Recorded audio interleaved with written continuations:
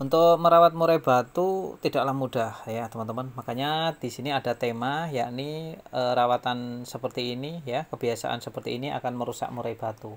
Nah, ini kebiasaan apa saja, seperti apa yang nantinya akan merusak murai batu.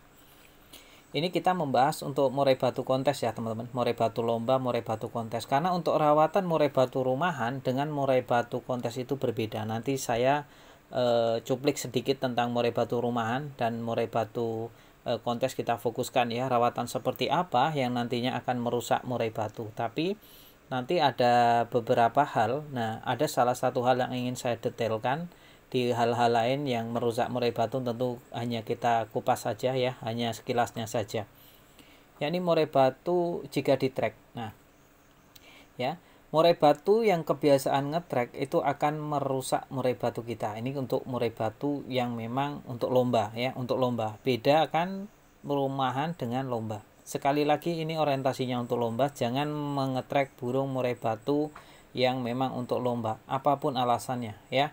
Kadang kita nggak enak sama teman kita sudah ngajakin ngetrek, akhirnya kita sebenarnya dalam hati nggak ingin ngetrek ya, nanti karena kita tahu bahwa itu merusak murai batu, tapi karena nggak enakan tadi akhirnya kita ngetrek, ya udah disitulah mulai rusaknya murai batu kita.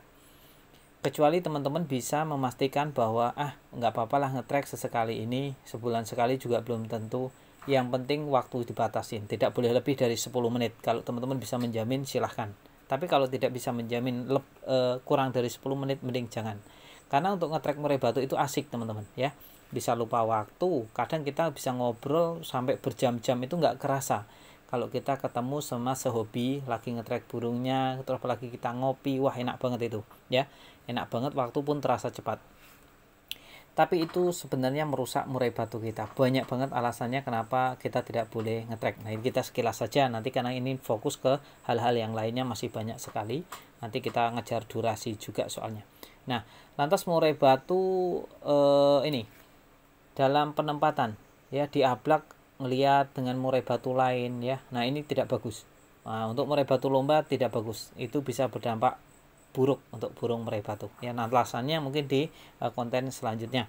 Lantas apa saja yang ingin kita fokuskan adalah murai batu yang over lomba atau OL. Murai batu over lomba bisa berdampak buruk dalam jangka panjang untuk murai batu kita. Mungkin saat ini masih prestasi terus belum terkalahkan ya, masih terus-terusan, tapi nanti setelah mabung itu biasanya bermasalah, dan itu trouble yang tidak bisa disembuhkan kecuali dengan penangkaran. Nah, itu nanti ada babnya lagi ya. Jadi saya sarankan untuk teman-teman jangan sembarangan ya, jangan sembarangan untuk melombakan murai batu. Sebaiknya murai batu teman-teman sering-sering diistirahatkan, 1 bulan sekali saja untuk lomba silahkan. Karena mayoritas kebanyakan masih seminggu sekali, dan saya lihat banyak banget ya murai rusak saja masih dilombakan. Contohnya yaitu dia ngejar lawan, nanti ngelowo, ngejar lawan ya. Nah, itu kurang bagus, atau hanya sebatas ngukluk. Wah, ini hal-hal yang sangat negatif sekali. Terus yang paling kebiasaan kita yang paling buruk. Nah, ini faktor ini yang nanti akan kita bahas secara detail. Biasanya pemula juga, karena belum begitu paham tentang murai batu dan belum mengenal karakternya, beda dengan senior-senior atau orang lawas, itu murai batu dipancing-pancing. Jadi kita sebagai pemilik pemula itu kalau murai batunya bunyi di rumah itu seneng, malah seneng ya. Beda dengan mayoritas senior, kalau burungnya bunyi di rumah malah dia kurang suka. Biasanya dia lebih seneng kalau burung murai batunya itu di rumah diem. Nah, inilah bedanya senior ya sama yang pemula. Nah, itu juga saya juga pernah mengalaminya dulu waktu awal memelihara murai batu, itu pengennya bunyi. Akhirnya apa, kita pancing menggunakan suara murai batu lain. Nah, itu kan nanti burungnya langsung respon, dia bengok-bengok ya kan, bunyi dengan emosi dan tekanan. Nah, ternyata itu berakibat fatal untuk burung murai batu yang orientasinya untuk lomba. Nah, sekali lagi orientasinya untuk lomba, karena kalau untuk rumahan gua acar di rumah bagus teman-teman, apalagi bisa kayak MP3 ya, nggak mau diem, wah makin bagus. Nah, inilah bedanya.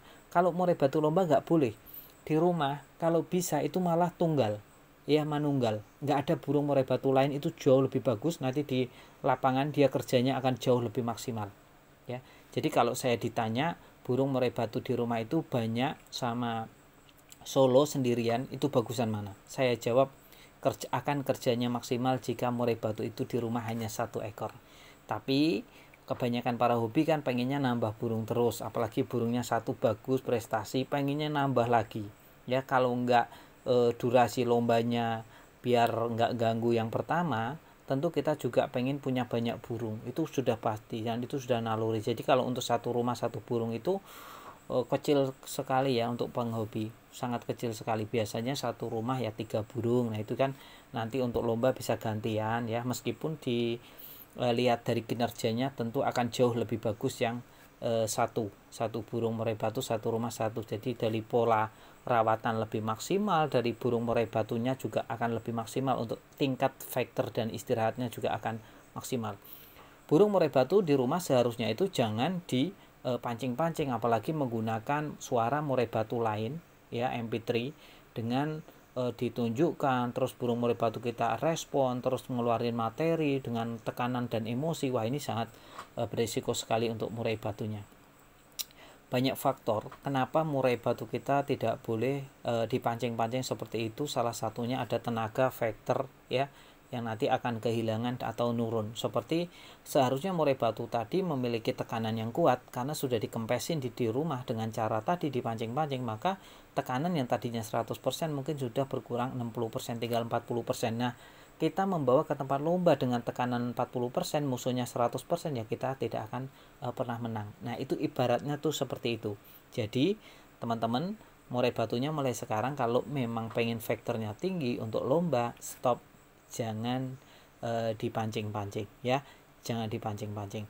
Kalau untuk orang yang tahu burung, bisa mengenal karakternya burung, malah dia lebih senang burung murai batunya di rumah itu diam ya. Kalau bunyi ya bunyi alami, tidak ada emosinya ya, bunyi hanya sekedar bunyi, tidak neken-neken gitu ya, apalagi sampai ngeplay ekornya. Waduh, nah ini bisa berdampak kurang bagus untuk burung murai batu. Nah itu kebiasaan-kebiasaan kita ya, yang terkadang untuk pemula ya itu tidak menyadarinya, karena yang dia sadari semakin gacor semakin bagus. Nah kuncinya di situ.